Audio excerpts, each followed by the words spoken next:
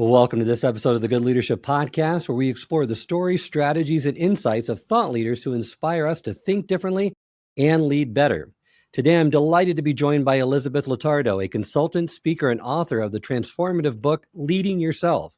Elizabeth's work has focused on helping individuals and organizations unpack purpose, build resilience, and achieve sustainable success. In this episode, Elizabeth will guide us through the principle that leading yourself is the cornerstone of happiness and success at work. She'll share her insights into why so many people struggle to find purpose in their roles and how shifting from passion to purpose can create more meaningful and consistent work. She will also tackle the challenges of negative assumptions, offer strategies to reframe change as opportunities for growth, and share lessons from stories of resilience, such as J.K. Rowling's journey and the pivots that led to Uber's success.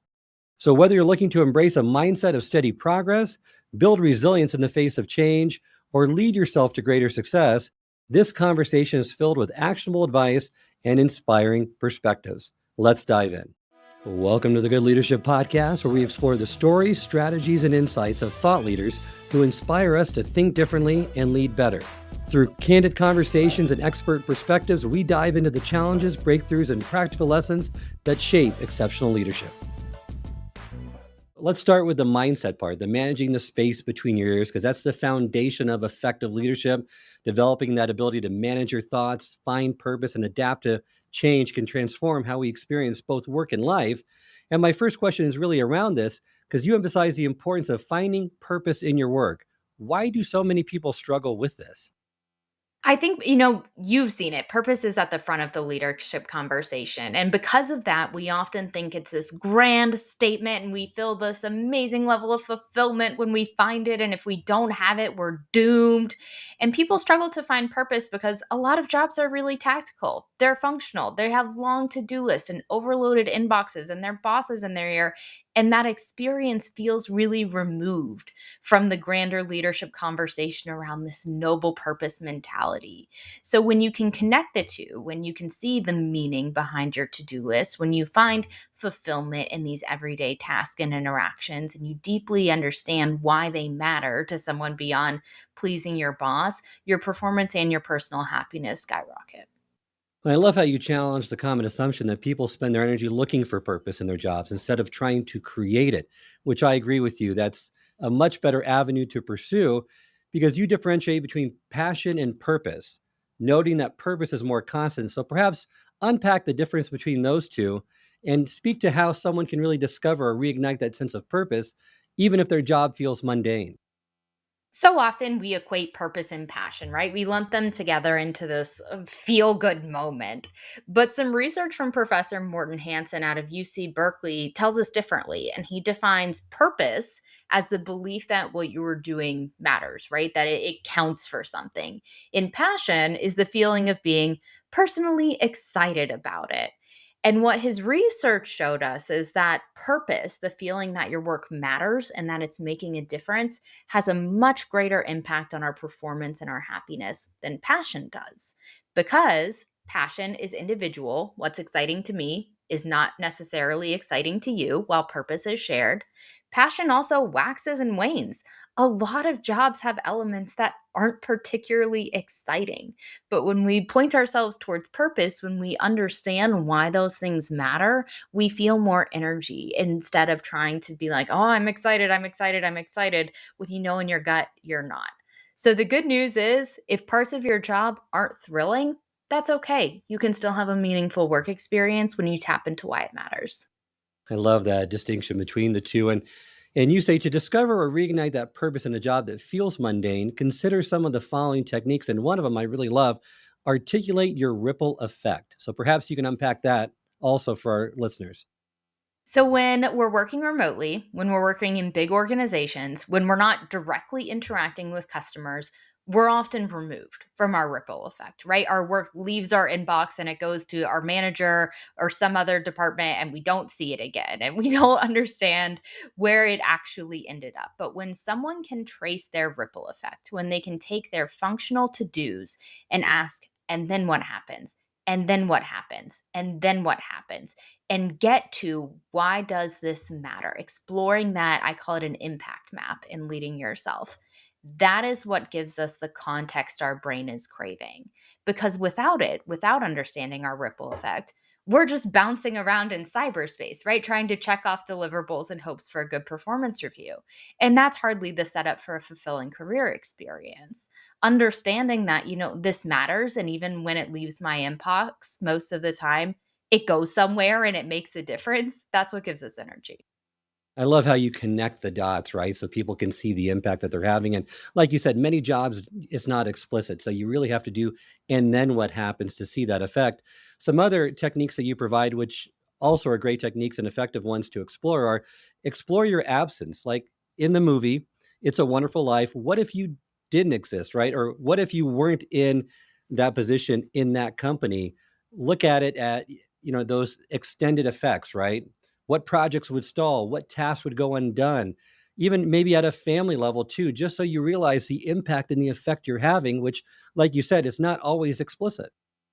It's not always explicit, and I think that, there was some interesting data from EY a few years ago about the purpose disconnect and how most organizations claim to have this sense of purpose, but as you move down through the organization, the connection to that sense of purpose fades. And at the front lines, it's less than 30%. Less than 30% of frontline employees believe that their organization's purpose matters at all and is connected to their role. That's a frighteningly low number for how much time and money we spend on crafting purpose. But again, you're right. The onus is on the individual. You have to forge that connection. It can't be done by your manager or HR. And sometimes it's better just to get that from other people because they recognize your contributions more readily than you do. So ask your colleagues, your boss, your clients about the positive impact in your work. Be careful not to frame it in such a way that it appears arrogant or you're wanting or needing that, but that can really highlight value that you might be overlooking. Absolutely. Others are more acutely aware of our impact than we are. What could be one simple email for you could make the entire work week easier for one of your colleagues. So there's a fine line. You certainly don't want to go fishing for compliments, especially to a senior leader, but following up and say, hey, did you have the information you needed to make a decision? How did that go? Those types of micro doses of, hey, here's how your work makes a difference, they're really important for our spirit. Well, now understanding purpose is one thing, but breaking free from a lack of purpose cycle is another challenge entirely. So let's talk about some advice that you would give to someone who is stuck in that lack of purpose cycle and perhaps unpack that as well. The cycle becomes self-fulfilling, right? When we think our work is meaningless and it doesn't matter, then we don't have a lot of creative ideas. We don't have a lot of energy. We don't build close relationships with the people around us. And because we're not doing those things, we feel really tired and we feel burnt out. There was some recent Glassdoor reporting that said two-thirds of people feel stuck at work. That's where that feeling comes from.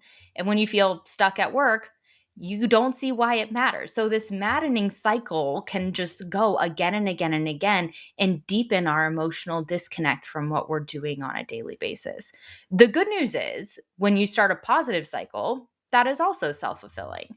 When you tap into why your work matters and you believe that your work is making a difference, not that it's saving the world, not that you love it all the time, but that it matters, you have more energy, you come up with more ideas because you're more energetic and you're more creative, you're building better relationships with the people around you who are feeding back to you why the work is so important.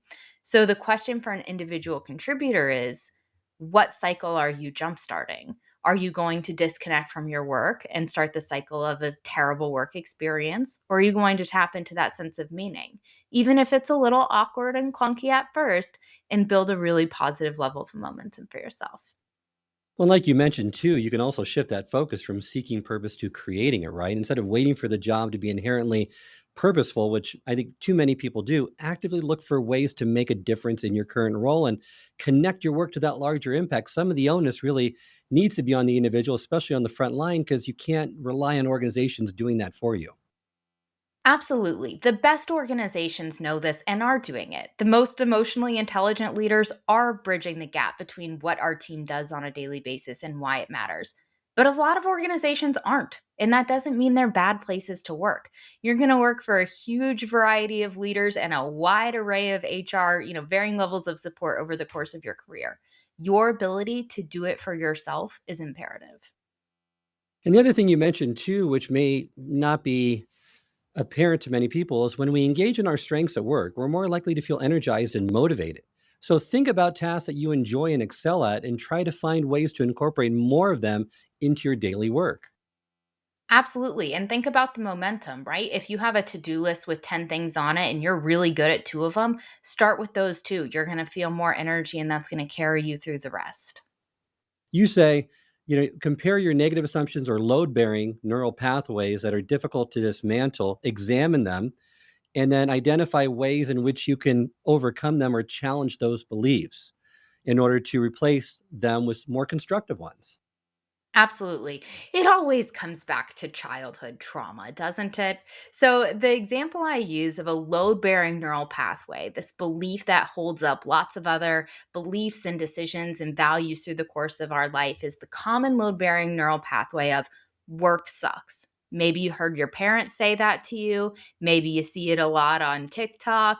Whatever is going on has solidified this belief that, work just isn't good. And because you hold that core belief, often at a young age, this is formed in us early in our careers when we have a bad boss, for example, you don't push for it to be better. You accept a mediocre boss. You don't seek other career opportunities. You think the feeling of emptiness and longing for Friday is normal. And you move through your career that way. And all the decisions, all the relationships, all the prioritization you do is rooted in that belief of, well, work sucks. It is what it is, right? But when we examine that load bearing belief, that load bearing neural pathway that holds up so much of the way we are at work, and we start to dismantle it, we pave the way for actual change. So easier to describe than done, right? So, what do you do when you're taking down a load bearing wall? You add support beams. So, if we are going to dismantle this load bearing belief that, work sucks, it's hard, and nobody likes it, we need to add support beams. We're going to look for examples of when work actually felt good. We're going to talk to people who don't believe that, who believe work is meaningful and work can be a force for good in the world and in your life. We are going to actively point ourselves to the parts of our job that we enjoy. Not all of it, just those parts. And over time, through these small support beams, we are going to remove that core belief that's in us. Again, often from so early on, that work is really hard and that it sucks. And you can take that same mental approach with some other common load bearing neural pathways like, oh, nice guys finish last, or nobody wants to work, or all these millennials and Gen Z, they're so lazy, right? When you bring your awareness to that core belief and you understand how it's upholding so many of your decisions, and you make a proactive effort to dismantle it, you add in some support so not so much is resting on that, you start to really change your mindset at work. Love that analogy of load bearing beliefs and adding these support beams because instead of trying to simply eliminate negative thoughts, you have to actively replace them with constructive beliefs. And by creating a list of your common negative assumptions and generating these alternative positive statements, it's definitely more effective to counteract them. One that you list in the book, I've never had the resources. Well, replace it with, I am resourceful and I can find creative solutions. But it's hard to do and it's hard to catch yourself in the moment so you don't go too far down that pathway, right? Before you say, wait a minute, I need to reframe this. Absolutely. And this is an ever present challenge for all of us humans, right? Bringing self awareness to a point of tactical maneuvering and knowing how what we think is impacting our behavior, making a proactive effort to change that. And I'm not perfect at this. I wrote this book and I said in the introduction because I'm really in the early parts of my career was not good at self leadership, right? I bended to the direction of those around me. I focused on all the things that were wrong and that I couldn't control. And I felt really empty at work for a while. And over time, through my own self study, through seeing it in others, through adding my own support beams, I got better, but I'm still a work in progress. And that's important to remember that changing ingrained thought patterns takes time and effort. Be patient with yourself, practice consistently, and celebrate those small victories along the way. I love one of the ones that you give, the example of the Stockdale paradox, which was named after Admiral James Stockdale, who survived over 7 years as a prisoner of war in Vietnam, emphasizing the importance of balancing unwavering faith in the eventual success with a clear eyed assessment of the current challenges. And he highlights the importance really of this, of balancing faith and success with confronting brutal realities, because that's who survived the concentration camps and made it out okay. How can this principle be applied to kind of day-to-day leadership and personal growth? The Stockdale paradox lands with so many, and it was originally written about by Jim Collins in Good to Great. And the sentiment of it is you must confront the brutal facts that are in front of you, right? Hiding under the blanket does nobody any good.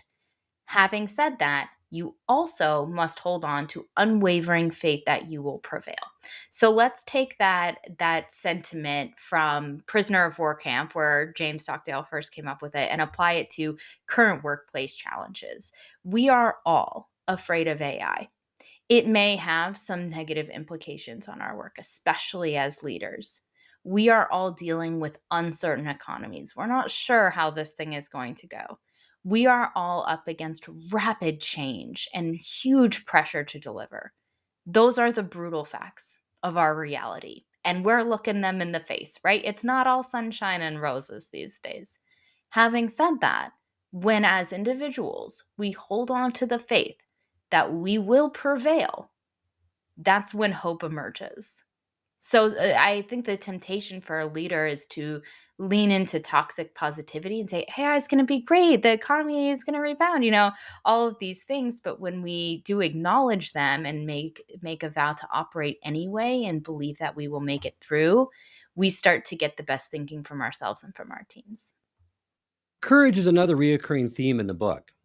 And you mentioned a great movie. I love this movie as well. We Bought a Zoo with Matt Damon, and it's he has a scene in there to say all you really need is 20 seconds of insane courage. How can this concept be applied in the corporate world where the risks often feel higher and the stakes are more visible? So the risk often feel higher. Double click on the word feel. That doesn't mean they necessarily are higher.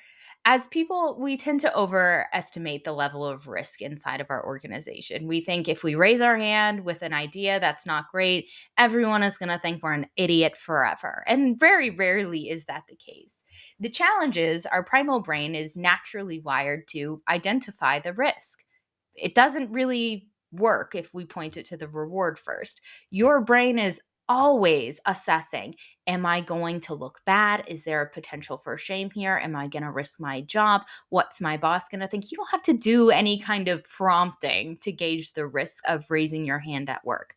Where courage comes in is you do have to prompt your brain to accurately articulate the potential upside. It's not going to do it on its own. Again, our brain is designed to keep us safe, not to make us, happy and courageous at work. But when you articulate the potential upside, like raising your hand with a new idea, maybe there's a small risk that it won't land. What's the upside? Your boss views you as a creative, strategic thinker. The idea gets executed and you have this massive win for your career. Your peers have a little bit more respect for you, right? These elements of positivity are often ignored because the voice of you're gonna look not good is so loud. But when you can point your brain to the optimistic alternative, you can make a more rational decision. It doesn't mean you have to do it, just take time to explore it. And that articulating that upside, gather evidence, challenge those negative assumptions, and really embrace that 20 seconds of insane courage because courage is taking action despite the fear that you're facing. And that initial fear I found might be intense, but it's going to subside if you start taking action. A helpful question for me is what's the worst case scenario, right? It's often not as bad as the pit in your stomach would make you to believe. No one's going to put some billboard with your face on it that says always has terrible ideas, right? The worst case scenario in most corporate endeavors, like pitching an idea, raising your hand for something, trying a new product, they're pretty minor on the scale of human suffering, right? We can bounce back from most of those. So when you accurately articulate what's the real risk, not just I'm too afraid to do this, and when you accurately articulate what's the potential upside, you can make more rational decisions with confidence. And there's a lot of risk and uncertainty and fear around change as well. And change is really inevitable, like you were mentioning. And how we approach it really makes all the difference. And I love how you kind of rephrase it. So, what if we view change as an opportunity for growth? How can we help individuals reframe that change concept into that new perspective, especially when they feel exhausted or overwhelmed by the amount of change they're constantly being bombarded with every day? So, in my book, I cite some work from Cassandra Worthy, who is a change management expert and has trademarked change enthusiasm. And the first time I heard that phrase, change enthusiasm, I was like, who in their right mind is enthusiastic about the volume of change happening now? But what she unpacks in her work is that when you can get yourself to a point of this change is happening, I have to find something in this. I have to find the small piece of growth opportunity for me. I have to find the potential upside for my organization. I have to, in some way, get on board with this. You gain so much personally. Nobody likes that person crossing their arms saying, not going to work, right? If you know this is going forward anyway, it is on you to find some element of positivity, even if it's going to be a deep learning experience for you that may not play out how you want. The way we point our brains there is predictive of how much energy and success we have on the other side of a change. Failure also is something that leaders don't like to consider or think about, but failure and reinvention are reoccurring themes in any great leader. And you have two great lessons about J.K. Rowling and the Uber founder, and they gave up on earlier efforts before finding success, even though the public persona is they just persevered and their initial projects were overwhelming successes. They just had to be resilient in those times in which they were getting failure after failure. Right. LinkedIn is full of hype posts, right? JK Rowling was rejected by 20 something publishers. The founders of Uber were turned down when they initially asked for VC investment. And LinkedIn really holds those up. But what's beneath it is both of those people and every other successful leader out there had failures prior to that. They had things they gave up on. So when we tout this narrative of it's all about persistence and you never give up, we delude people to wasting a lot of time on ideas they should cut ties with.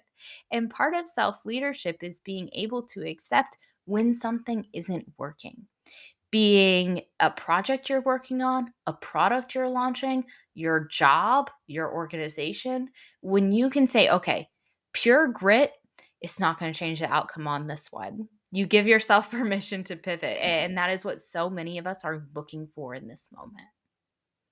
Such a great message to hear that failure is not the end. Initial setbacks do not define your long term success, as evidence in those two stories. And recognize when to pivot, when to give up and abandon a path that's not working. The sunk cost is real. And many people just go down that path too far before saying, I just need to stop and give up. But giving up doesn't mean I'm giving up on my dream. I'm just going to find another pathway toward it.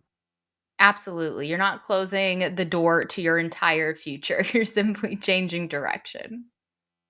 Also, another thing that I find is uncertainty often paralyzes people, but top performers seem to thrive despite it. What habits can you help others to adopt to have a better mindset in this VUCA environment where things are constantly changing and you really can't wait for certainty before you take action? Well, I think you hit it with you can't wait for certainty to take action. So often we fall into the trap of when everything's all settled, right? When my reorg is complete, when the product is perfect, when my resume is completely buttoned up, in that moment is when I'm finally going to do it. But that moment isn't coming. There's always going to be an element of uncertainty.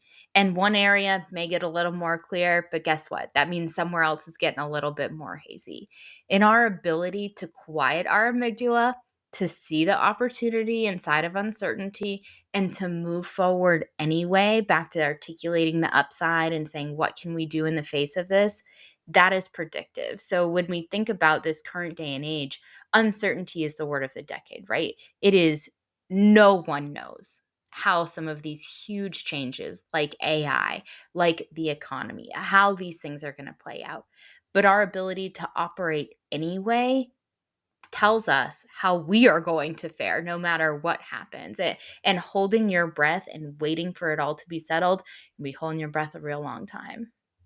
So we've established the right mindset, and these really have spoken and focused on the mindset. The next step, and I think this is where the rubber meets the road, is translating these consistent behaviors that align with our personal and professional goals. Behavior translates mindset into action by building habits, managing energy, and setting realistic goals. So let's focus on some of these. And when it comes to achieving goals, which you mentioned, which I completely agree with, consistency outshines intensity. We always at the new year, right? We have a lot of intensity to do something different, to uphold our New Year's resolutions, but we're not consistent enough to achieve those goals. I saw some stat that was like 75% of people abandon their New Year's resolution by January 15th, with only 2 weeks into the new year. And the reason that is we're way overly ambitious with what we can accomplish. We overestimate the ability to change our long-standing habits. More often, we are able to make small incremental changes that over time give us the results we want. But making a 180, don't delude yourself, it hardly ever works. So when we translate that to goal setting from a professional sense, I want to walk a fine line here because sometimes your goal is handed to you, right? You don't get to decide what you're going to achieve this year. Someone else has decided for you and passed that fun fact along. But there are also moments where you decide for yourself what's important to you this year. Those two things aren't mutually exclusive. So when you're looking at what does it mean for me to be successful this year, whether you have a goal that's handed to you by your manager or not, I'd encourage you to pick something realistic that is within your control, not some grand promise of complete transformation, not something that depends a lot on other people, like I'm going to, get promoted. That can't be a goal because you don't own it alone. It takes other people to weigh in. Picking something attainable that you can control is the key to sustained progress. When we have overly ambitious targets, when we have goals that depend on other people, when we have these lofty expectations, that's when we fall off really early. Someone once told me that we drastically overestimate what we can do in a week or a month, but we underestimate what can happen in a year or a longer time frame. And people don't like playing the long game. I had Dory Clark on the podcast a while back, and she is, it's all about consistent efforts, getting 1% better each and every day. And over the long term, that translates into big results. But embrace the magic of the pursuit. True fulfillment, which I don't think many people realize, comes from the process of pursuing your goals, not just from reaching the end result, because at the end, there's always another goal to achieve. Like what another guest of mine said, Ruth Gatian said, it's just, there's always something bigger out there on the horizon and it's never ending. I cite Dr. Gautier in my book Leading Yourself and her work on Olympic athletes and what fuels them for that sustained level of progress. And the same plays out in a professional setting. The magic is always in the pursuit. If you've ever gotten a promotion, launched a product, closed a big deal, you often wake up the next day feeling the same. And that's a really scary feeling when you have your entire bank of fulfillment riding on this moment. But when you can appreciate the journey instead of holding your breath for the destination, you feel a lot better in the process, right? We shouldn't all be living our lives for December 31st when we finally hit our goals for the year, right? That's no way to live because on January 1st, you get a new goal. Absolutely. And you have common pitfalls that you mentioned, which I see a lot in leaders and really in everyone. They're the plate spinning phenomenon, the hockey stick projections, and really the one I love to focus on first is the output based promises. So don't have your goals based on the output that's dependent on other people. Base them more on the input that you can provide into those goals and the effort that you can show. Absolutely. These traps play out organizationally. They also play out on an individual level. So let's zoom in on that output one first. We often think, and I'll use sales as an example, that we can have a goal, a result that is dependent on a billion factors, right? So let's use a sales revenue target. I'm going to sell for my company $10 million this year. I'm going to make President's Club. What factors go into that? Yes, you doing all of your follow-ups and things like that, but you also probably depend on a good economy. You depend on not being upset by a competitor, some player that hasn't emerged yet. You depend on your customers paying their invoices on time. You depend on your product performing as promised. There are so many elements that go into that goal that you cannot control. So what happens when that is the case? We either meet the goal and we thank our lucky stars that everything aligned and hope that it happens again and we feel out of control and just lucky, or we don't meet the goal and we feel terrible. because all of these things that we didn't control contributed to us not meeting this number that we connected our success with. How do you prevent that from happening to you? You extrapolate out what is in your control. So let's go back to our revenue target. You're going to sell $10 million to your company this year. What is in your control? A goal to, I'm going to complete 15 outbound calls a day. I'm going to respond to my customers within 24 hours. I'm going to make sure I spend an hour every Monday morning researching my industry and what's happening, so I'm informed in these conversations. All of these elements that you can more deeply own, that's where effective goal setting happens, because you're not dependent on some outside force playing into whether you do or do not achieve this. You know you can do it. And knowing that you alone are responsible gives you zero out and zero blame when it doesn't play out. Well, and the other two as well, having that plate spinning phenomenon, just juggling too many balls in the air at once, right? You need to focus on less if you want to have a greater impact with those. And then the hockey stick phenomenon is just realizing that when you start any endeavor, you're not going to have this incremental or exponential growth. It's going to be stagnant or possibly going to get worse before it gets better. So if you have that mindset in mind, then it makes it easier to endure and be there for the long term. The hockey stick projection is one of my favorite graphics in the book, and it comes to us from Silicon Valley, which is when early stage startups are meeting with investors. They have this slow, slow, slow line of growth, but they're predicting right after a big investment, everything is going to skyrocket. So their anticipated revenue graph looks like a hockey stick. It's starting off really slow, and then all of a sudden it's crazy successful. And we do that same thing to ourselves, right? I know that I've gotten promoted from junior to senior to director, but I'm going to be the CEO in 2 years. And you really cost yourself a lot, because when you land in the middle of the hockey stick, you perform really well, but you feel like you failed. And when goals don't turn out the way you want, you need to take ownership, right? You need to take responsibility for failure, and don't over apologize, because that undermines your confidence.